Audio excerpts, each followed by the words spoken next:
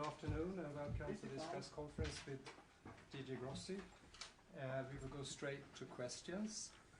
Please identify your media and limit your questions to one at a time because we have many visitors today. So Francois. Hi DG, Francois Murphy from Reuters. Hello. Hello. Moments after we received your statement to the board saying you had no indication that any nuclear facilities in Iran had been hit, the Iranian ambassador told reporters that yesterday Natanz had been attacked. So I'm just wondering if you have any information on that, and if you could perhaps give us a clearer sense of what information you have to go on. In your statement, you mentioned that you're not able to reach the Iranian nuclear authorities. So, what are you basing this on? What kind of information do you have coming out of Iran? Is there a lag in terms of being able to verify this kind of Yes. statement?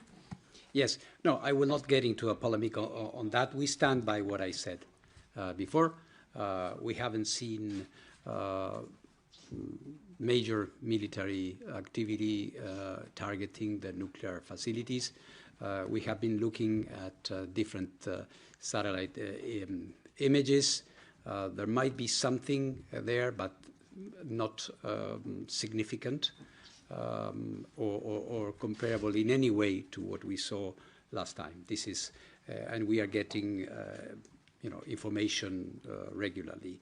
On the other thing, meaning the contacts with the Iranian safety regulatory authorities, maybe it is due to the interruption of internet services in the country. We don't know, but we haven't been able to reach out to them or for them to respond to the calls from our Incident and Emergency Center, the IEC.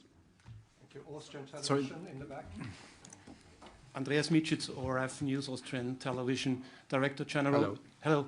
You mentioned a sense of frustration in your statement this morning. Yes. Is this coming from being in Geneva yourself?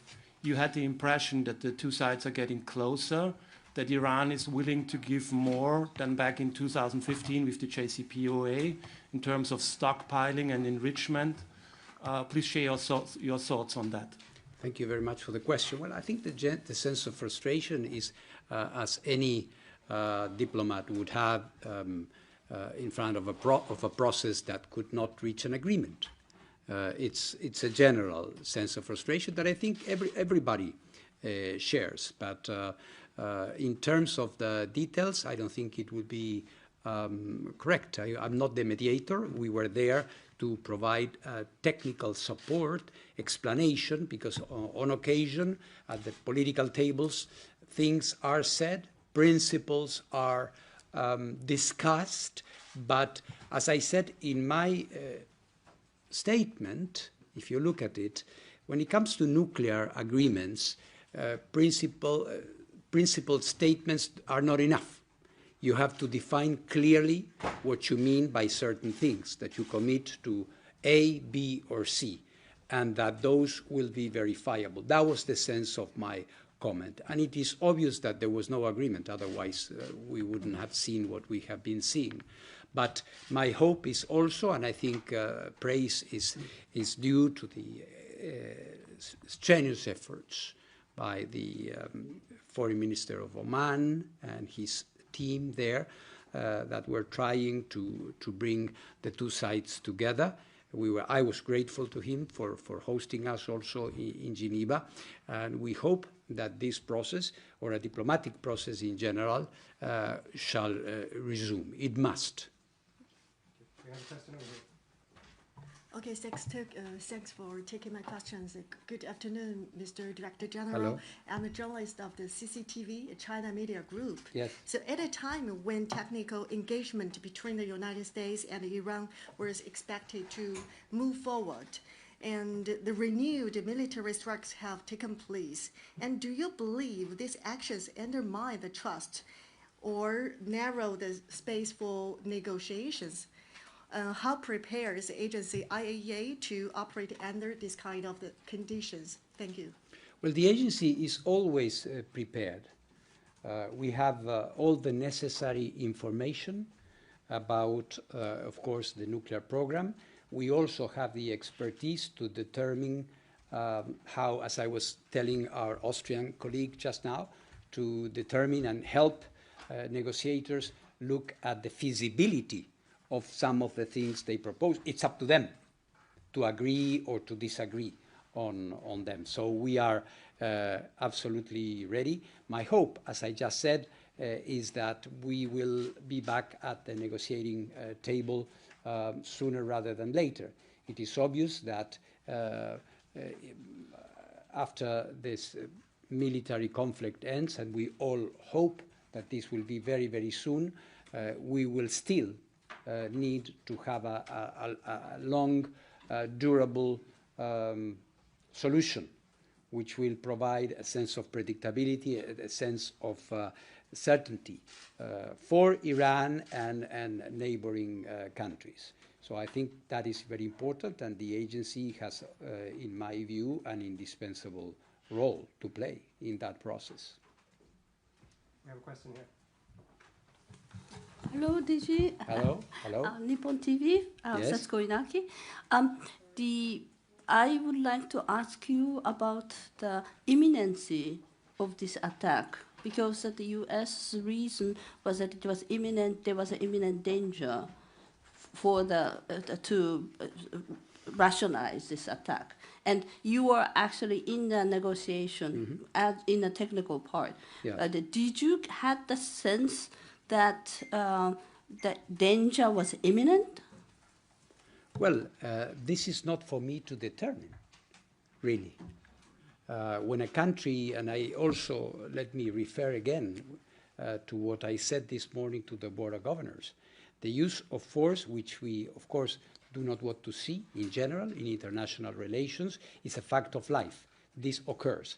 And those deciding to do that based it on their assumptions, which are not for me to validate or invalidate. So what I can say is that our assessment of what the situation was and is when it comes to the Iranian nuclear program is very clear and has been in my reports throughout. So this is my evaluation. It's an evaluation that is based on the fact that Iran has a very big, ambitious nuclear program, that we do not have the accesses that we should have. At the same time, I said it last year before the June 12-day war, we don't see a structured program to manufacture nuclear weapons. So that is the assessment of the agency. Then, of course, countries have either other information or political considerations, which are not for me to validate, as I said, or invalidate. Jonathan? Yes. Hi, DG. Jonathan Tyrone, Bloomberg Hello, News. Jonathan. Hello. You met the Assistant Secretary of the U.S. On Friday. The U.S. administration has transmitted a letter to Congress that permits Saudi Arabia to have access to enrichment technology and also plans to establish a bilateral safeguards agreement between the U.S. and Saudi Arabia that potentially makes the Iaea safeguards program subsidiary. Can you give us a readout on how you see that proposal being floated by the Trump administration in Saudi Arabia? Well, first of all, I think we need to be reminded that this is a bilateral agreement. So it's an agreement between the Kingdom of Saudi Arabia and the United States. The terms of that agreement is for them to decide. We always, as a rule, support and advise on having for any agreement the highest, best possible standards of safeguards and verification. And there are many ways to do that, as you know. Argentina and Brazil had its own way to do it. Other countries do it in different ways. So we will, and of course, when they come to that agreement, which is not the case so far, so there is a little bit of speculation as to what are the exact contents of that agreement. When that happens, what we expect, and we are sure that this will happen. I have been discussing with Secretary Wright, for example, in Washington and in other parts.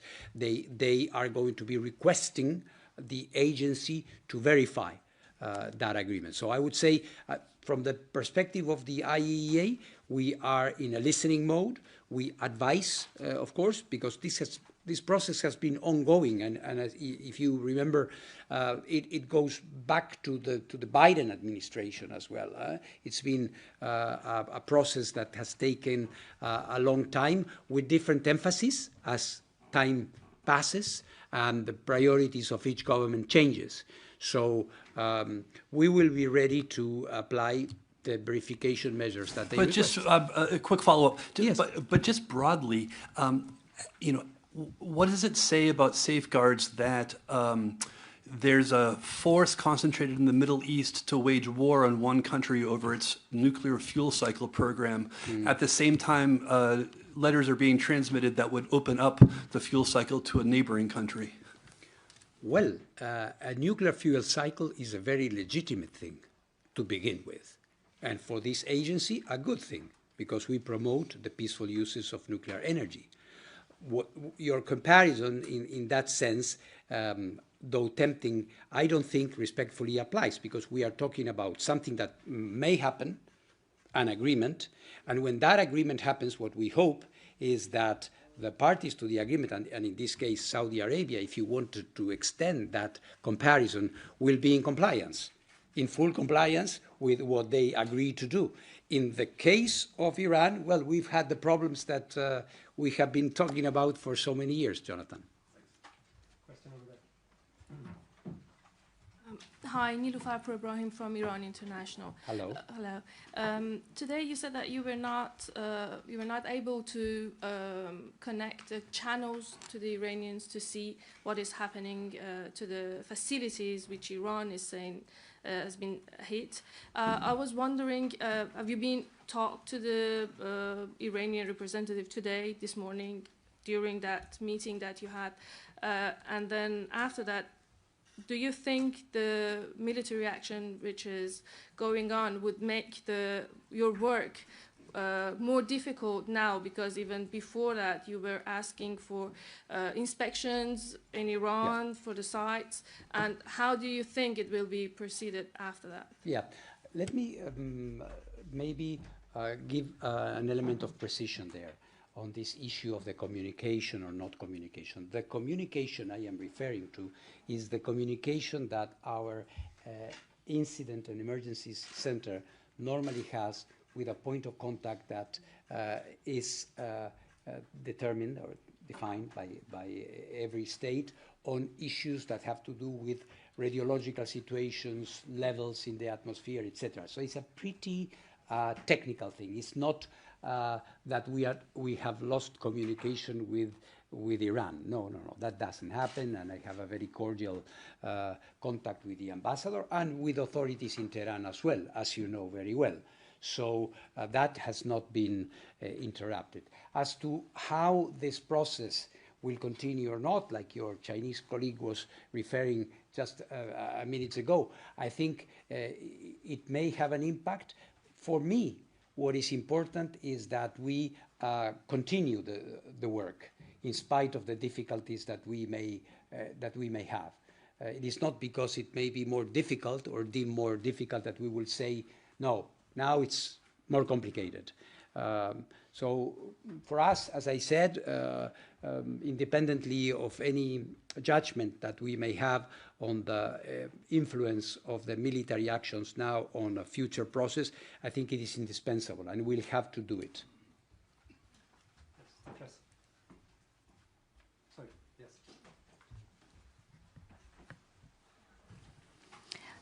With today, Duygu Özkan, Austrian Daily, Die Presse. With today's meeting and also with you being in contact with many parties involved, have you sensed that there is still willingness in resuming the diplomatic talks? Well, I think so.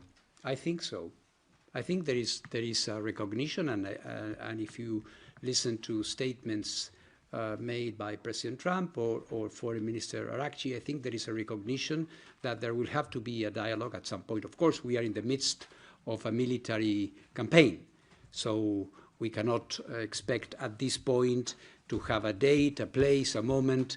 This is premature, but I think there is a recognition that there has to be a conversation, that there has to be a dialogue, and we will be ready to assist, if so requested. Question over there. Mohammed from Al Jazeera Arabic. Can you please tell us more about your concerns regarding the Isfahan facilities? What was reported on Friday, I think, or on Thursday regarding the Isfahan facilities, the uranium-rich uranium stored there? Well, Isfahan, there is nothing new about Isfahan, as you know. Isfahan is one of the main facilities which contains a number of very important installations that are essential in the nuclear fuel cycle, as we call it, you know, treatment, conversion of uranium, enrichment as well, and in this case, also the storage. It is widely assumed that most of the stockpile, if not all, a large part of the stockpile is there. So it is very important in this regard. Any other questions?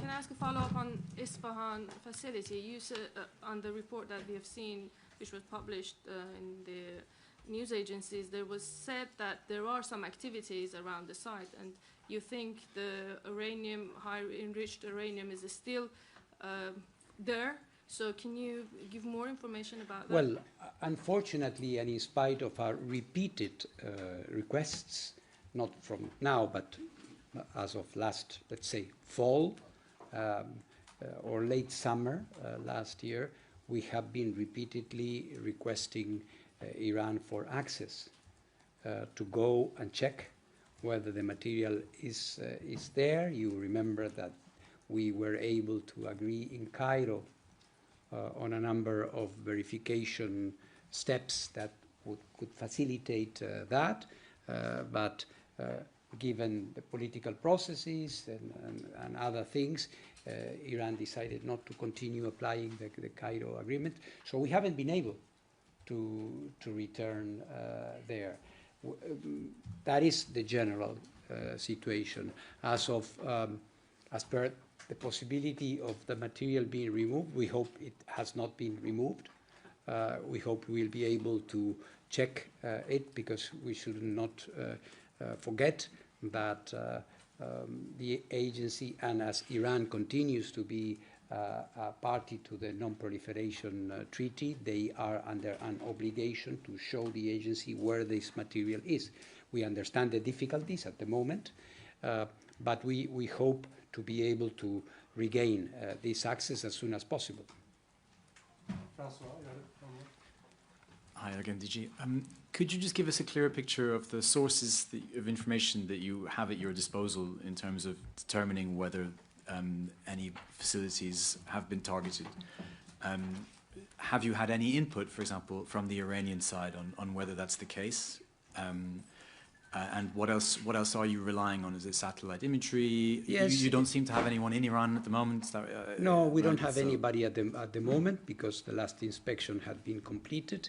And as you know, ever since last summer, we are going there when we have a concrete inspection to perform. And then we return. But yes, we have access to multiple images from us, from others. We analyze them very, very carefully, so we can have a pretty good idea about it. Just like last summer. I mean, we were not there checking whether facility A, B, or C had been attacked or not. And I think this is the case. We are, of course, in conversation with Iran, but at the moment is very limited. Until last Thursday, it was very intense. If there are no further questions, thank you for coming. Thank you very much.